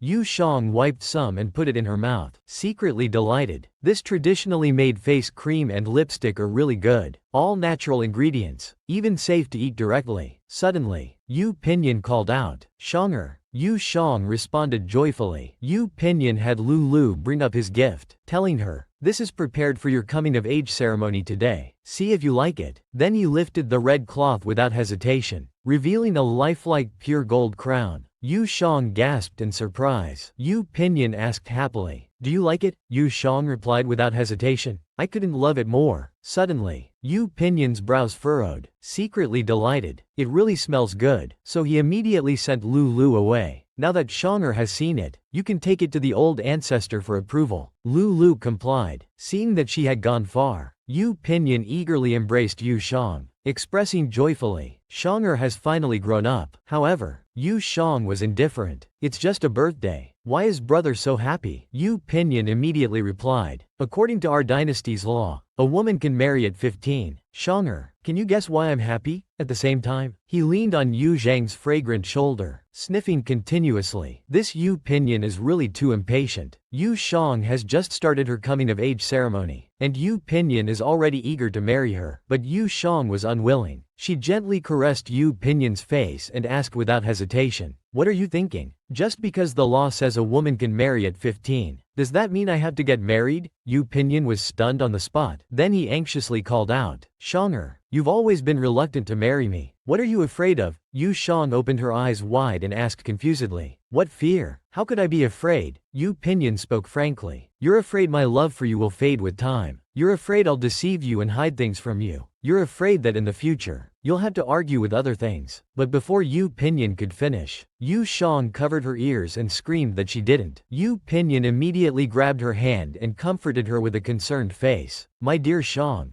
don't be afraid. Do you remember when your brother was imprisoned by the Wuxia people years ago? I was just 13 then, still naive about the world. A so-called close friend took me to attend a literary gathering, but it turned out to be a brothel. Shortly after entering, I lost consciousness. When I woke up, a prostitute with skin covered in festering sores was lying beside me, about to undo my belt. Without hesitation, I kicked her away, but even now, I can still smell the stench of decay from her body." Yu Jang trembled and asked in disbelief, "Did she have syphilis?" Her heart was trembling with pain. This move was truly vicious. Not only did it infect her brother with an incurable disease, but it also ruined his reputation. If it had succeeded, her brother would never have been able to redeem himself. Then she fearfully shed tears. Yu Pinyin admitted without hesitation, "So ever since then, I can't stand being close to women. Of course, except for you and our ancestor. My dear Shang, I'm very grateful that you're my sister, yet not my sister. If not for this, I wouldn't have fallen for you. Besides you, I will never accept another woman. Shonger, please believe me." Then he tenderly kissed the tears at the corner of Yu Zhang's eyes. Yu Pinyin's heartfelt monologue made Yu Zhang's heart ache with love. Her eyes were filled with tears, overwhelmed with sympathy. Seeing her so emotional, Yu Pinyin unhesitatingly kissed the tears at the corner of her eyes deeply to express his comfort. However, Yu Shang pushed him away and asked Yu Pinyin with a loving face, "Then when did you start to like me?" Yu Pinyin was stunned for a moment. The scene became quiet. Only the chirping of birds outside could be heard. But in the next second, Yu Pinyin fell into deep thought. He expressed with a loving face, "I don't know either. Just one day, when I held you in my arms, I suddenly realized that I couldn't bear to put you down anymore." Yu Shang listened intently, her face flushed with embarrassment. Then she looked at the flowers by the bed. She quickly confessed lovingly, "All these years of growing flowers, they not only need careful nurturing but also suitable soil. Just like this precious plant of mine, it has taken root in your pit. You must remember to water and fertilize it regularly." At the same time, she squinted her eyes and shyly wiped away the tears at the corners of her eyes. Yu Pinyin leaned closer to Yu Shang with a mischievous smile, teasing, "How should I water and fertilize it?" Yu Shang unhesitatingly put her finger on her lips, saying coquettishly, "I'm thirsty here." Yu Pinyin pounced on her, unable to resist his desire. He pushed her down on the bed, and they fell into sweet bliss. They were lost in each other's eyes, unable to stop kissing. But in the next moment, Yu Pinyin praised, "Shonger is so thoughtful. You knew brother was going to kiss you, so you put on malt sugar-flavored lip balm." Yu Shang admitted it without hesitation.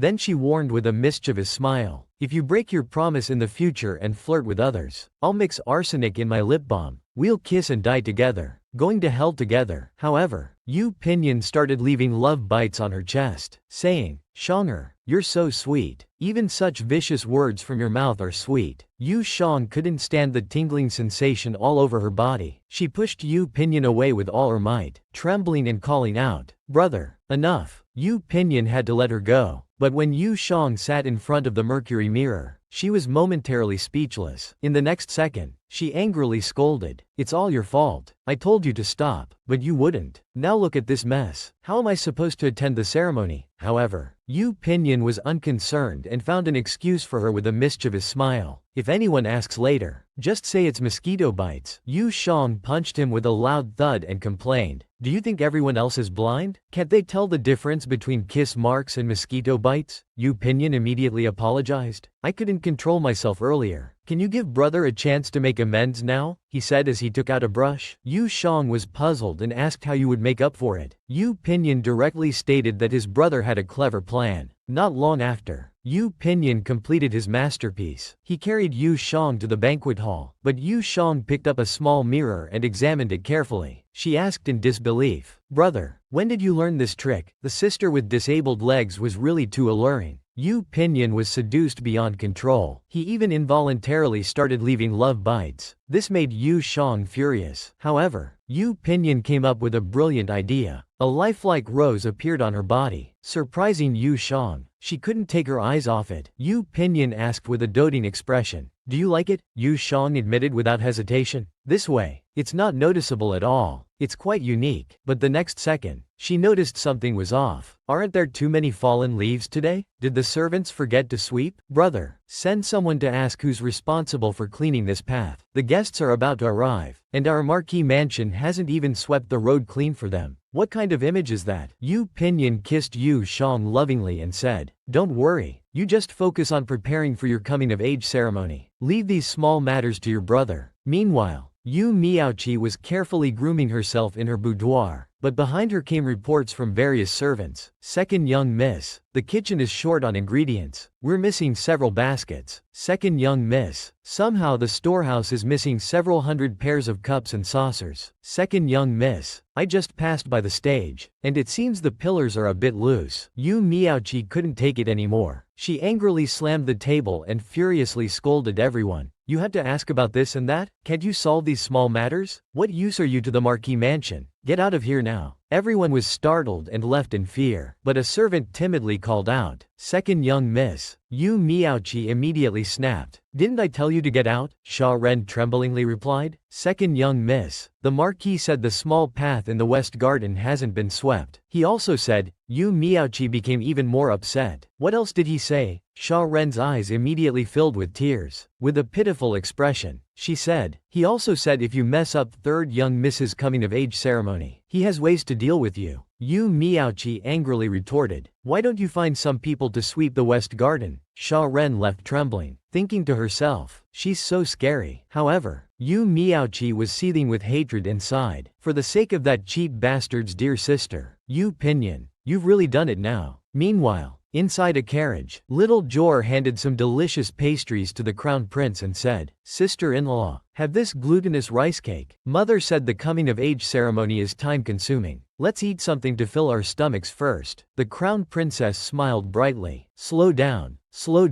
I'll do it myself." "Jor, do you know what Yu Zhang's twin sister looks like and what her character is like?" "I vaguely remember when Fenger and Linger had their full moon celebration. She came with Yu Shanglin, but I can't recall clearly." Little Jor munched as he recalled, then said with a mouthful, "She's very powerful. She's invincible in the world." The crown princess's jaw dropped in confusion. "Invincible in the world? What does that mean?" Little Jor pointed his finger and replied seriously, "Teacher Gao said people without shame are invincible in the world. She's already invincible." The crown princess burst into laughter. She couldn't help but ask the maid beside her, Is she really like that? If her character is like this, I don't need to prepare a gift for her. However, the maid leaned close to the crown princess's ear and whispered, "My lady, not only that, but second young Miss Yu also intends to get close to the ninth princess and the crown prince." Last time when the crown prince went to Zxiang Pavilion, upon learning the shocking news, she was furious and sighed, "I've underestimated this second young Miss Yu. I'm not even dead yet, and she's already coveting my position." Yu Jang's assessment of Miaoqi was spot on. She really is invincible in the world without shame. This made the crown princess laugh uncontrollably. But upon learning of Yu Miaoqi's schemes, her mood immediately soured. This person is really dishonest. On one hand, she's using my reputation, and on the other, she wants to take my position as crown princess. This made her furious and sighed. Not long after, the crown princess arrived at the banquet hall of the Marquis mansion. The old matriarch warmly welcomed her, even sighing with a radiant face. Time flies so fast. In the blink of an eye, the children have grown up, and I've grown old and useless. The crown princess happily consoled her. "Old madam, how can you say that? So many people envy you for having a group of grandchildren like Yu Shang who are so filial." But the next second, she saw Yu Shang arrive. At this moment, Yu Pinyin pushed her into the banquet hall, with Dao Hong and Lu Lu holding Ruyi scepters to escort her. The master of ceremonies immediately began the coming-of-age ceremony. "On this auspicious day, may your family be prosperous and harmonious. May virtue be cultivated and long-lasting happiness be achieved. May you have fragrant and virtuous descendants, and may your longevity be boundless." Yu Shang and Yu Pinyin were delighted. The coming-of-age ceremony was finally complete. The crown princess approached Yu Shang and extended her hand, gesturing for her to come closer. Then he joyfully expressed that after today, you'll be able to talk about marriage. Who knows which lucky boy will be fortunate enough to marry our Shanger. Yu Shang listened with secret delight, but inwardly she couldn't help but think, "I'm afraid it might be that brat from the Marquise's family." However, the crown princess turned and took out a golden lotus flower, asking Yu Shang to lower her head. Then she slowly placed it on her head. At the same time, the officiant continued to recite, "Serve with filial piety, then with words of harmony and gentleness. Be respectful, frugal, modest, and proper. Be righteous without arrogance, calm without deceit. Heed the ancient teachings and worldly affairs." But Yu Shang felt emotional inside. Having lived 2 lifetimes, this was her only proper coming-of-age ceremony. She remembered her coming-of-age ceremony in her previous life. She was alone on the rooftop of a nursing home, drinking beer in the cold wind. But this time, she had friends who accompanied her day and night. She had a family who cared for her, and a lover who knew and cherished her. She suddenly shed tears of happiness. Then, in a hurry, he was even more delighted. Seeing her expression, the crown princess teasingly said with joy, "Today is a good day. You shouldn't cry." Yu Shang immediately lowered her head, clasped her hands, and said, "Your Highness's kindness overwhelms me." Little Nine became anxious, calling out with concern, "Lotus cake, isn't this ceremony a good thing? Why are you crying?" Yu Shang replied without hesitation, "I'm not crying. This is tears of joy." She wiped the tears from the corners of her eyes. However, Little Nine was confused. Is this what they called tears of joy? Yu Shang didn't bother to explain and simply told him, "Your duty isn't over yet. Hurry back." Then Yu Miaoqi, wearing a black ceremonial robe, entered with a smile. The officiant continued to recite, "On this auspicious day, donned in fine clothes, the coming-of-age ceremony begins." However, the crown princess stared at her with displeasure. But Yu Miaoqi, unaware that her intentions had been discovered, was secretly delighted and proud. "With the crown princess as my witness and the ninth princess as my attendant, who would dare look down on me in the future?" But the crown princess was inwardly furious. If she had known this girl was full of schemes, she would never have agreed to be her witness. Seeing the crown princess's expression, the young ladies immediately began to gossip. It seems the crown princess is impatient with the second miss. Today, the crown princess is here for the third Miss Yu. If it weren't for the second and third Miss Yu having their ceremony on the same day, how could they have invited the crown princess? The sister with disabled legs finally succeeded. Thinking of her past and present lives being so bumpy, she couldn't help but cry tears of joy. But on this joyous day, there was a troublemaker. Even the noble young ladies attending the banquet couldn't stand it and began to criticize Yu Miaoqi. However, she didn't care and remained proud and arrogant. She even inwardly despised them, thinking, "You people are always gossiping. Now you're just jealous and envious." Yu Shang sighed nearby, She's quite patient, isn't she? But the next moment, she was in unbearable pain, breaking out in a cold sweat. She thought helplessly, in my previous life, I got my first period on my 15th birthday. This life, it's happening at the same time. How frustrating. I can't ruin this coming of age ceremony that I finally have. I must endure until it's over. Fortunately, now that her legs were disabled, she didn't have to stand up to entertain guests, and no one would notice if her dress got stained. But no matter how lucky she felt, she couldn't hide her body's reactions. The officiant continued. Brothers all loaded to achieve perfect virtue. The emperor is boundless, receiving heaven's blessings. The crown princess reluctantly prepared to place the hairpin on her. However, the noble young ladies began to whisper and gossip again. This hairpin, though grand, can't compare to the golden lotus flower that the third Miss Yu received earlier. It seems the second Miss, having grown up outside, is indeed less favored than the third Miss. Another lady immediately agreed. Of course, the third Miss Yu's legs alone cost so much. How could the second Miss compare? Hearing such talk, Yu Pinyin immediately looked at Yu Shang, only to find her trembling and clutching her stomach. He instantly became worried. He stood up immediately, clasped his hands, and said, "Pardon me, my younger sister is unwell. I will take her back to her room to rest. Please excuse us." Little Nine, not knowing what was happening, ran to Yu Zhang's side, anxiously asking, "Lotus Cake, you're so pale. Are you feeling unwell?" Yu Shang, trembling, replied, "It's just a stomachache. I'm fine. Please continue." Yu Pinyin disagreed and picked her up without hesitation. With a displeased expression, he scolded, "You're breaking out in a cold sweat. Why are you trying to act tough?" After hearing this, the crown princess anxiously asked, "Shonger, what's wrong with you? Someone quickly take my note to summon the imperial physician." Lin Shi awkwardly reached out to receive it, sighing and saying,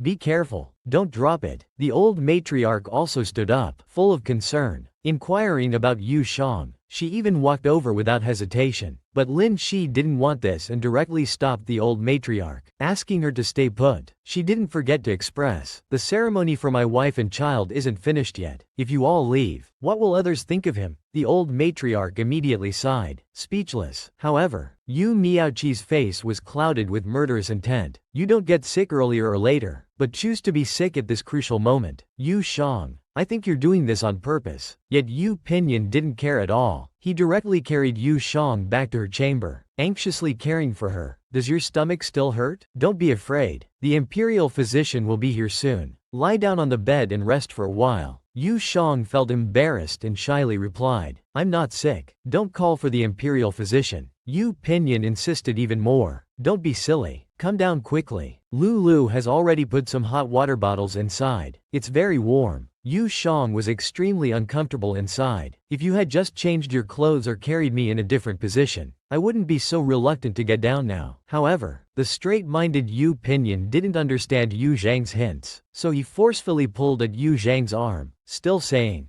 "Be good. Get in bed quickly." But the next second, he saw blood stains on his sleeve. Yu Pinyin's pupils dilated instantly, his face full of questions. Yu Pinyin's clueless behavior made Yu Shang want to die on the spot. She even wished she could dig a hole and hide in it, feeling too ashamed to face anyone. However, Yu Pinyin didn't notice her discomfort at all. He just looked at the bloodstains on his sleeve. He panicked. More worriedly, he asked with concern, "My dear Shang, are you hurt somewhere?" Yu Shang felt even more embarrassed and directly covered his mouth. "Don't ask anymore. I'm not sick. It's just my menstrual period." Lulu beside them immediately understood and fiercely shouted, "Dao Hong, don't just stand there. Quickly go get some cotton cloth and warm water." Dao Hong snapped back to reality with a startled cry and immediately left. At this moment, Yu Pinyin also understood. He secretly smiled in his heart. No wonder she kept holding onto me and wouldn't come down. So this was the reason. It's truly a gift from heaven, allowing me to witness her growth and have such an intimate bond.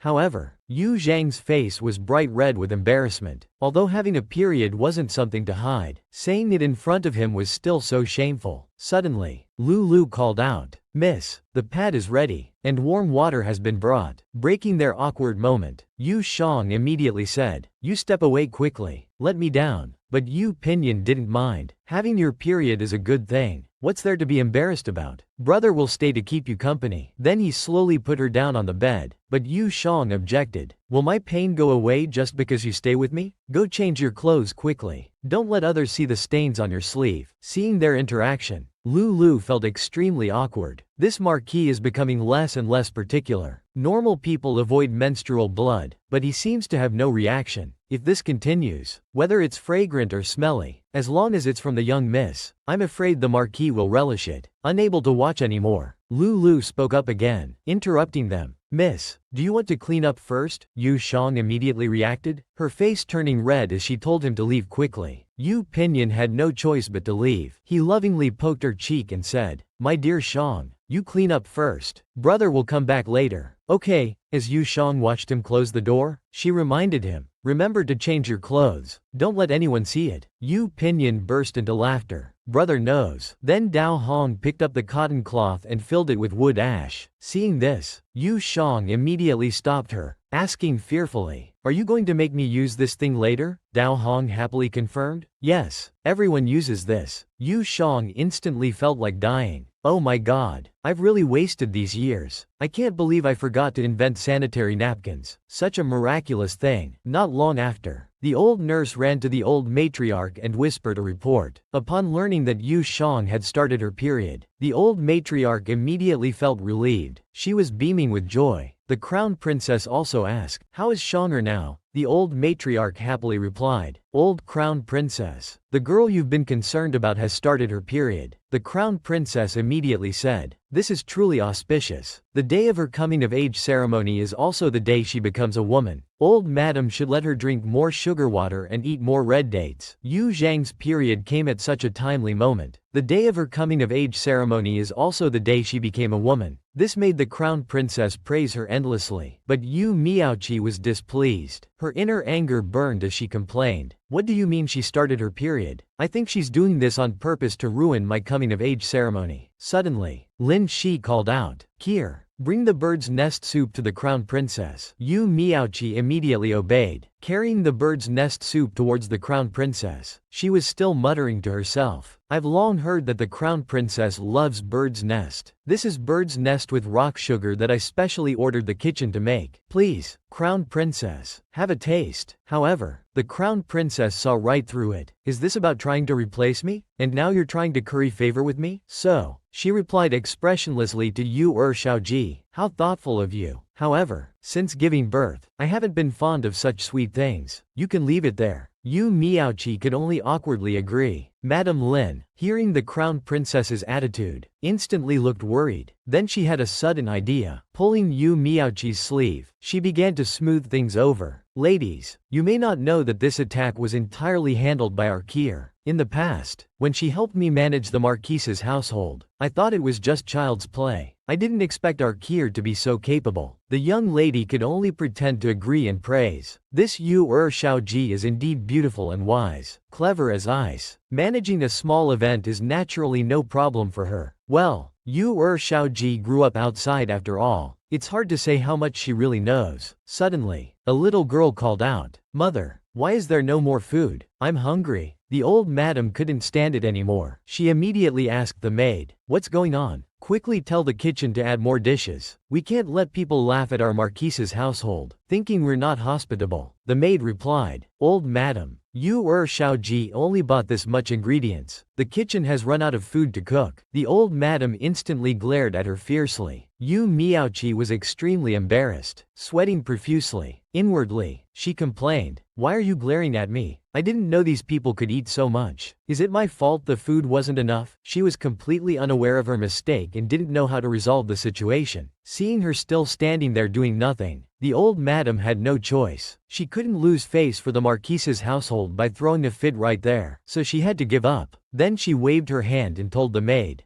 Go and bring out the red dates from my courtyard to serve, just to fill the table. The maid responded and left. At this time, Yu Pinlian, having changed his clothes, returned to Yu Zhang's room. Sitting at the bedside, he asked with concern, Does your stomach still hurt? Yu Zhang replied with a pained expression, It hurts. It feels like there's a knife stirring inside. Yu Pinlian felt even more distressed hearing this. Then let me rub your stomach for you. Does it hurt less now? The doctor said that gently massaging can help relieve the pain. Yu Shang instantly blushed, becoming shy. You're a grown man. Aren't you embarrassed to ask about such things? However, Yu Pinlian didn't mind. When it comes to your health, I don't care how embarrassing it is. But, why do you have a string tied around your waist? Yu Shang became even more embarrassed hearing this. In her heart, she thought, of course the string is to tie the sanitary pad. You've already felt it. Did you have to ask about it? You really have no shame. So she angrily slapped his hand away, saying irritably, it's none of your business. Go away. This Yu Pinlian really loves Yu Shang too much. The menstruation that everyone else avoids, in his eyes is sacred, even a gift of intimacy bestowed by heaven. However, Yu Shang was so embarrassed she wanted to disappear. Seeing him still being so shameless, she hit him without hesitation to vent her frustration. She even pouted and told him to go away quickly. But Yu Pinlian didn't want to leave. He indulgently replied, all right, brother won't ask anymore. Let brother continue to rub for you. Yu Shang instantly fell into enjoyment. In her heart, she sighed. His palm temperature is just right, and it even has a massage function. It's indeed more comfortable than a hot water bottle. So she happily forgave Yu Pinlian. Since you're rubbing my stomach for me, I won't hold it against you. Seeing her being so cute, Yu Pinlian immediately picked her up and lifted her high. Yu Shang instantly blushed and screamed, I can't move now. Yu Pinlian was completely confused and asked worriedly, what's wrong? Are you in pain again? Yu Shang, with tears streaming down her face, replied hopelessly, no, it's leaking. It's a 360-degree leak. How can I be moved? Suddenly, there was an urgent knocking at the door, and a guard shouted anxiously, my lord, something terrible has happened. The red dates have been poisoned. At this moment, in the banquet hall, all the guests were clutching their throats, looking pained. Some ladies were even angrily shouting, murder! The Yongle Marquise's household is poisoning people. Help! My sister-in-law is in so much pain. Yu Pinlian immediately rushed over. The maid, looking terrified, handed him the red dates. These are the red dates that the old madam loves to eat. Every year, we send people to Gansu and Shaanxi to buy them. We've always eaten them without any problems. This year's dates were just bought back. The old madam wanted to store them for winter, so they were left untouched. Today, they were brought out to supplement the banquet. Who knew this would happen? Yu Pinlian pondered to himself. With so many guests poisoned in the Marquise's household, including the crown princess and the ninth princess, if this isn't resolved well, not only will his career be damaged, but the entire Marquise's household might not be saved. So he reassured everyone with a solemn face, please calm down.